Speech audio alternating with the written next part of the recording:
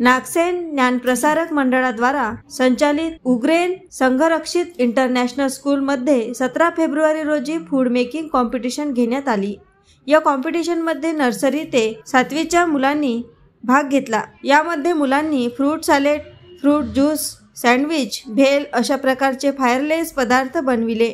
वर्ग 4थी ते 7वीच्या मुलांनी चुलीवर पोहे, उपमा, तिखट शेवळ्या इत्यादी वेगवेगळे पदार्थ बनविले। मुलांनी चुलीवर पदार्थ बनविणे हे या कॉम्पिटिशन स्पर्धा कार्यक्रमाचे मुख्य आकर्षण होते। मुलांनी पालकांच्या मार्गदर्शनाखाली स्वतःच वेगवेगळे पदार्थ बनविले।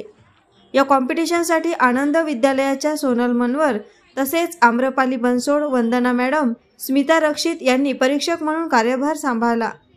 हा उपक्रम चांगल्या प्रकारे पार पाडण्यासाठी उग्रेन संघरक्षित इंटरनॅशनल स्कूलच्या मुख्याध्यापक, शिक्षक यांनी मुलांना मार्गदर्शन केले। हा कार्यक्रम पार पाडण्यासाठी विद्यार्थी व पालकांनी उत्तम असा प्रतिसाद दिला।